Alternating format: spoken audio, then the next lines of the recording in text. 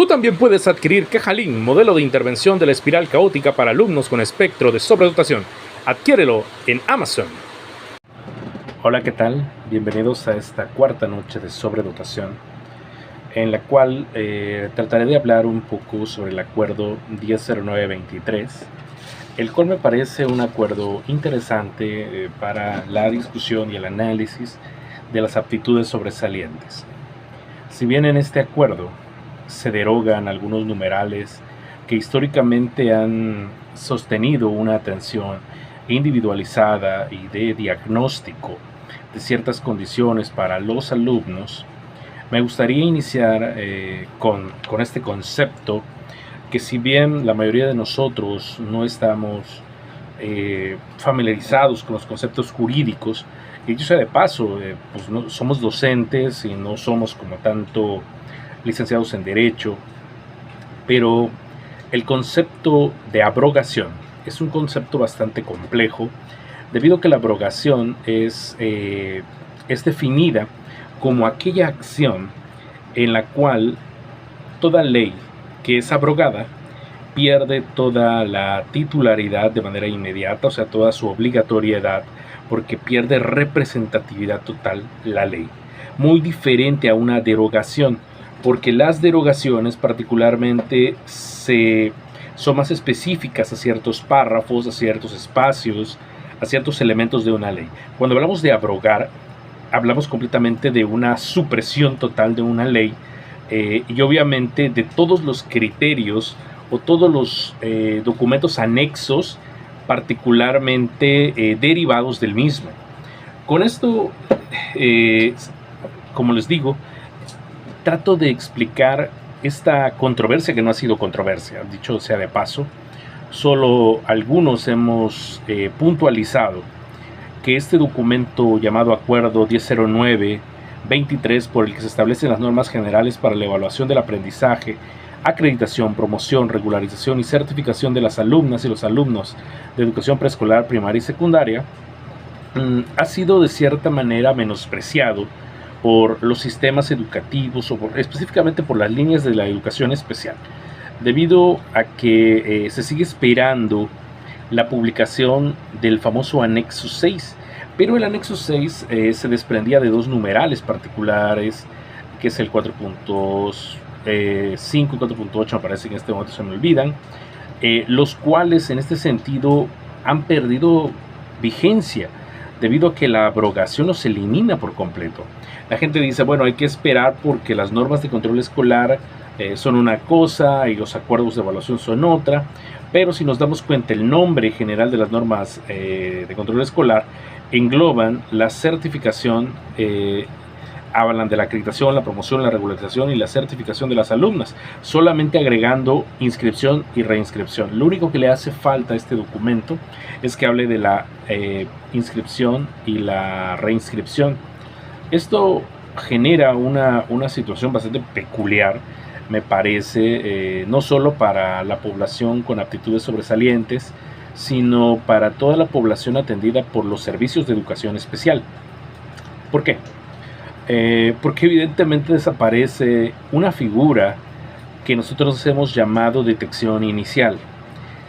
Y quisiera enfatizar este punto sobre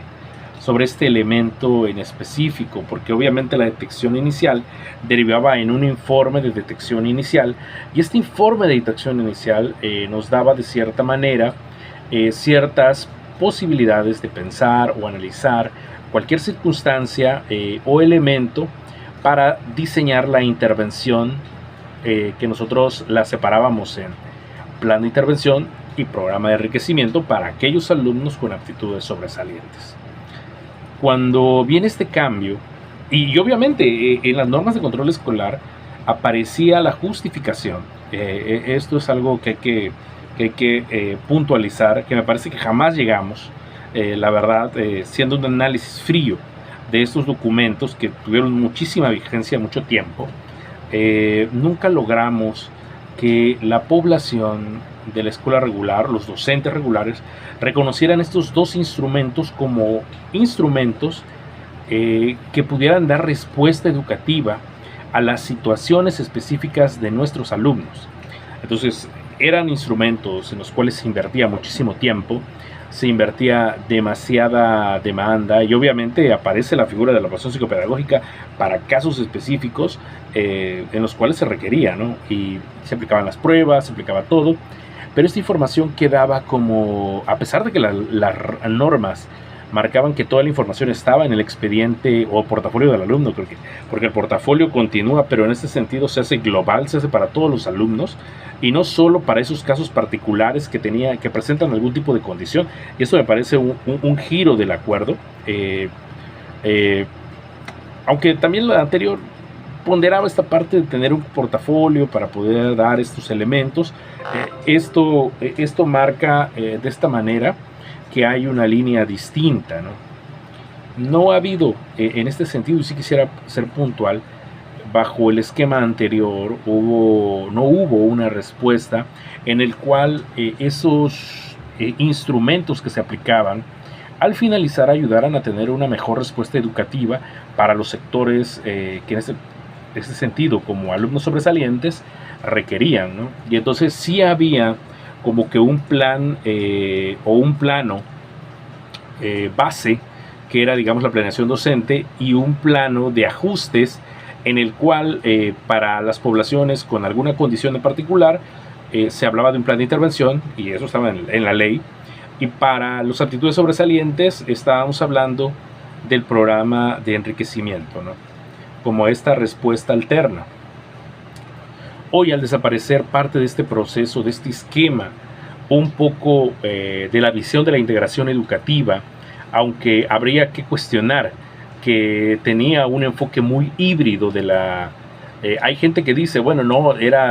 para nada era un enfoque clínico. Sí era un enfoque clínico disfrazado o ventilado con cierto matiz dentro de la integración educativa.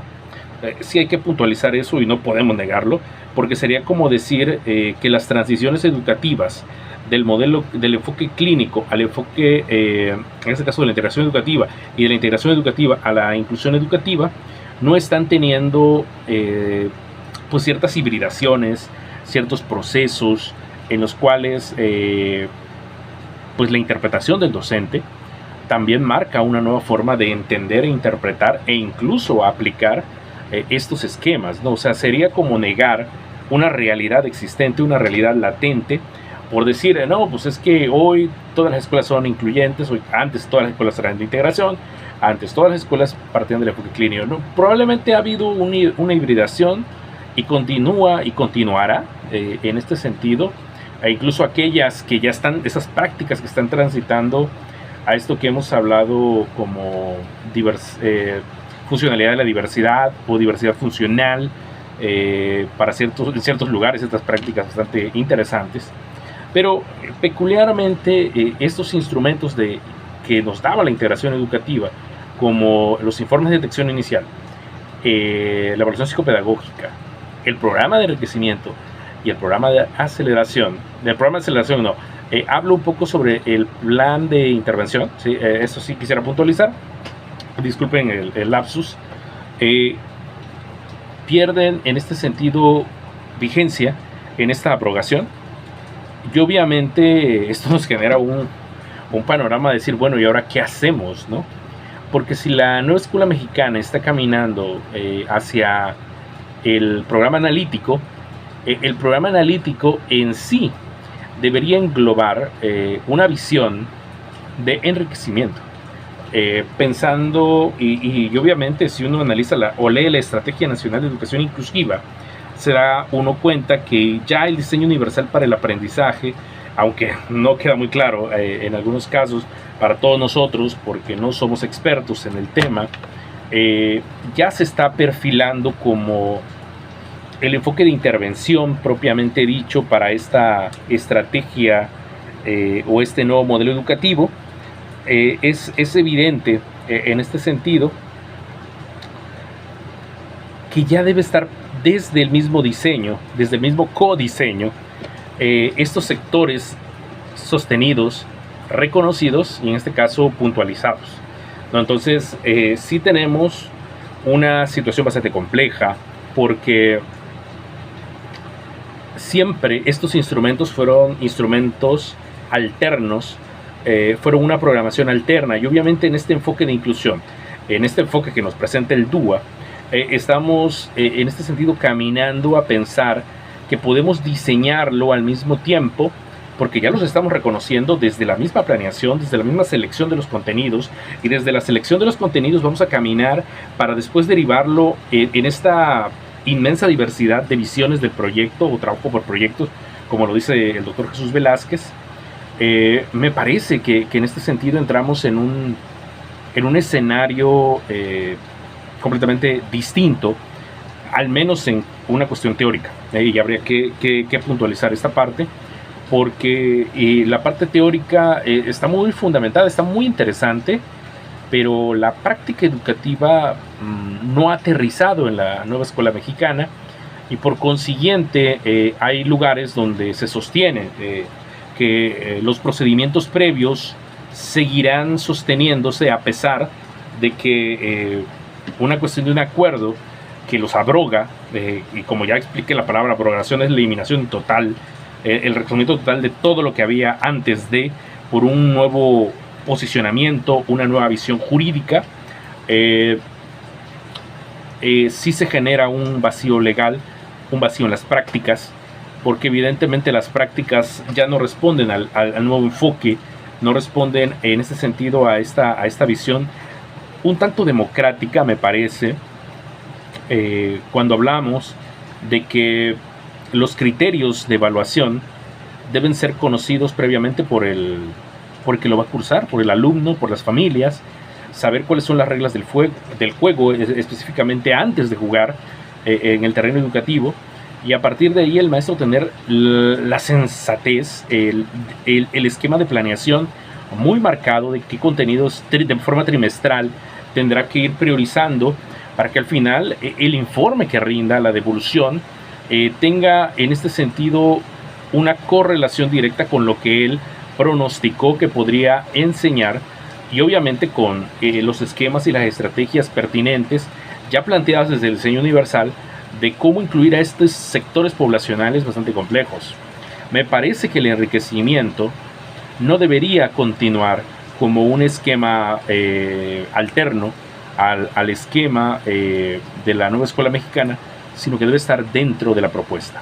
Y entonces, si se está elaborando algún instrumento, se está elaborando alguna orientación, alguna guía, algún camino o alguna vereda, podríamos decirlo de esa manera, para reorientar los servicios de educación especial a nivel nacional, a nivel estatal, estos tendrían que reconocer al enriquecimiento e incluso aquello que es de plan de intervención para estos otros sectores educativos, ya dentro del mismo diseño, dentro del mismo codiseño de los contenidos, y obviamente en sus derivaciones, en esta gran cantidad de posibilidades entendidas como trabajo por proyectos, ¿no? Me parece que es un esquema bastante complejo, bastante novedoso, bastante difícil, porque esto nos cambia de cierta manera el análisis que hemos sostenido, sobre todo aquel análisis centrado en el sujeto, en qué le hace falta, y nos hace sostener una mirada de cómo construir o cómo tratar de analizar todas aquellas barreras para el aprendizaje y la participación que él estuviera enfrentando, que aquellas barreras para el aprendizaje y la participación que nosotros que somos parte de la diversidad, estamos construyendo por nuestra forma de ser, por nuestra forma de planear, como docentes, como compañeros, como colegas, como compañeros de clases, a este encuentro, ¿no? Y este encuentro de la diversidad, desde la diversidad, me parece que es un planteamiento, como les decía, muy interesante de manera teórica. Me parece un esquema muy interesante. Yo lo he criticado en otros escenarios, en otras charlas, porque he sostenido que Díaz Barriga hizo un buen planteamiento teórico sobre la nueva escuela mexicana, pero la interpretación operativa, porque es difícil una idea abstracta convertirla en algo operativo, algo concreto, está quedando mucho a deber. Me parece que en este sentido no hemos podido aterrizar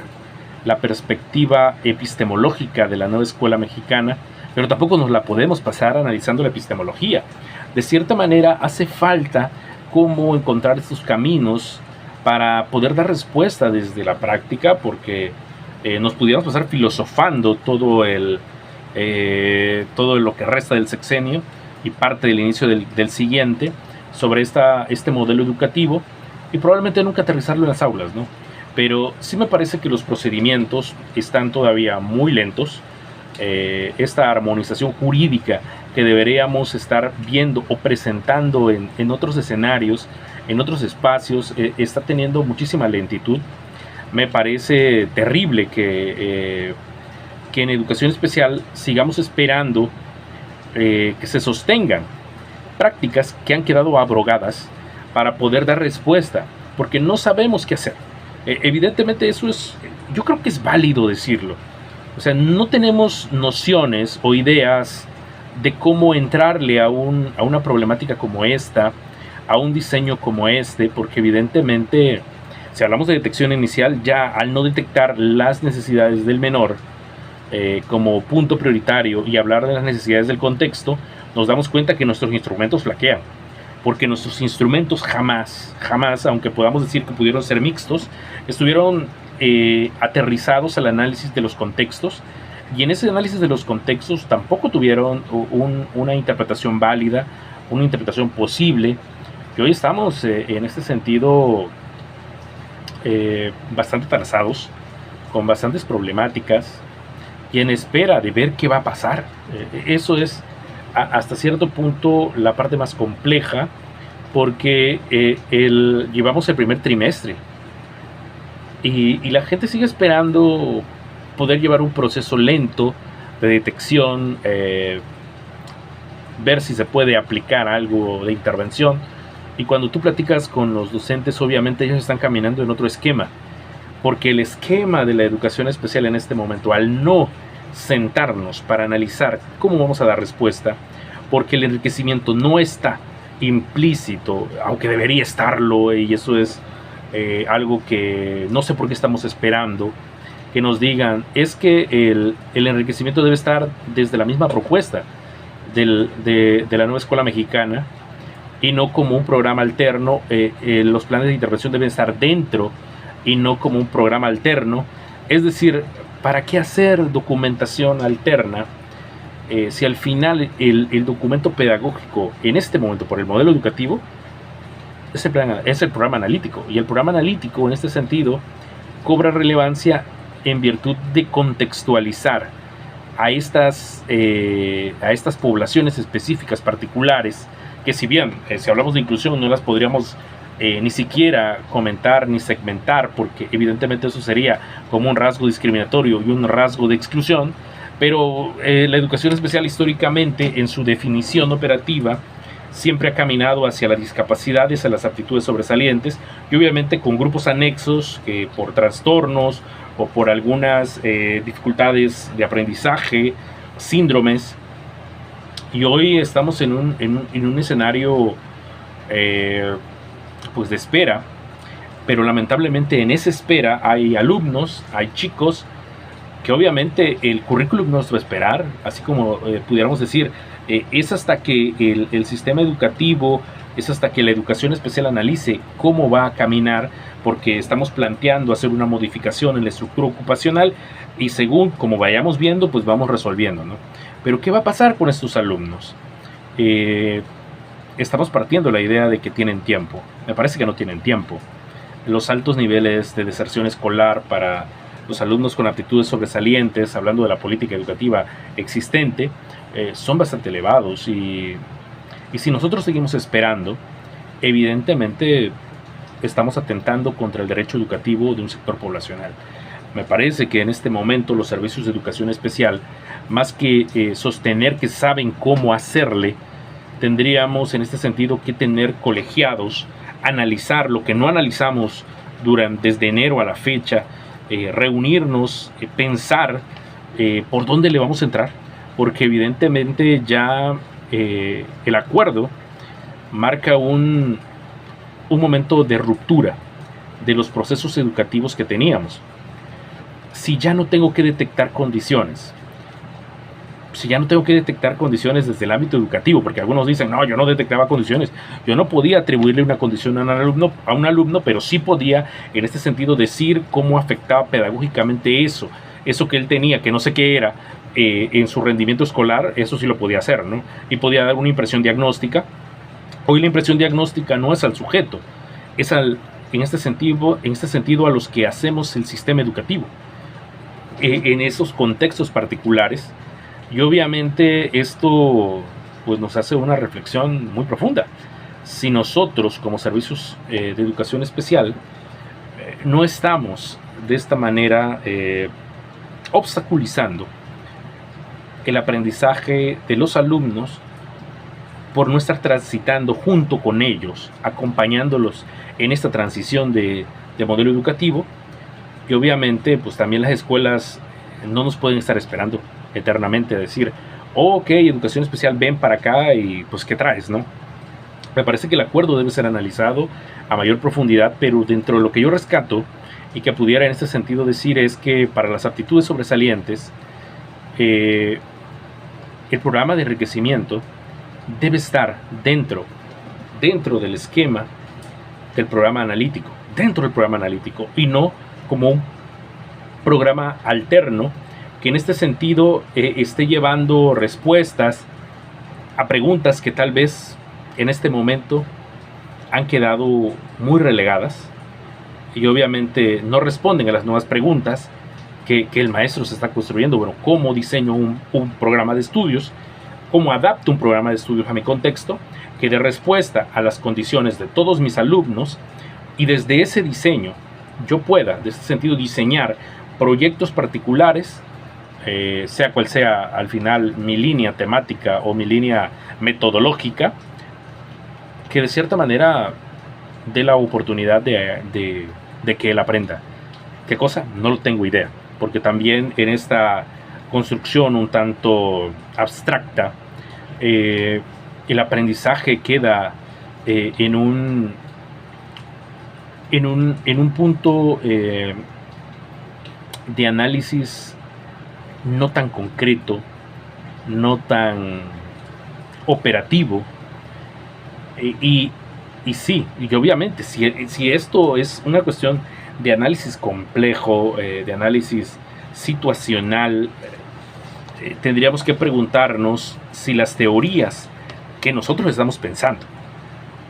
que con ellas vamos a dar respuesta porque son las que entendimos y con las que dimos capacitaciones en el pasado, nos van a ayudar para entender este proceso. Probablemente también nosotros como especialistas, aunque a mí me gusta llamarme más investigador que especialista, me parece que el investigador lo mueve la duda y al especialista pues la certeza lo detiene. Yo creo que no deberíamos sostener una certeza en tiempos de incertidumbre. Tenemos que pugnar por la incertidumbre para construir cosas novedosas, y a partir de esas cosas novedosas, ahora sí plantearnos desde dónde vamos a construir una nueva visión de la atención de alumnos, no solo con aptitudes sobresalientes, como yo le llamo espectro de sobredotación, sino, algunos altas capacidades, otros sobredotación, otros los rusos capacidades, sino para todo el espectro inmenso o esta diversidad de la que somos parte como miembros de un sistema educativo, ¿no? Para recapitular lo que en esta breve intervención he tratado de sostener es en este momento que el acuerdo 100923, por el que se establecen las normas generales para la evaluación del aprendizaje, acreditación y promoción, regularización y certificación de las alumnas y los alumnos en educación preescolar, primaria y secundaria ofertan, es la abrogación de todo lo que había antes. Y es decir, como abrogación es la eliminación total de todo reglamento previo y con ello la abrogación o la eliminación del diagnóstico inicial, como lo conocemos, la abrogación de los planes de intervención y los programas de enriquecimiento. No así, y eso sí quisiera decirlo porque en la última parte se reconoce la figura de la acreditación y promoción anticipada en el artículo número 12 de este documento, donde se da entrada a lo que era el anexo número 9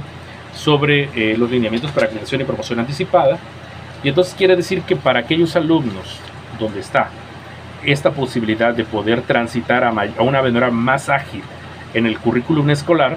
sí reconocer la evaluación psicopedagógica con los elementos que obviamente este anexo ha rescatado, ya ponderado, y de hecho fue el anexo que sufrió cambios en el año pasado, en 2022 precisamente,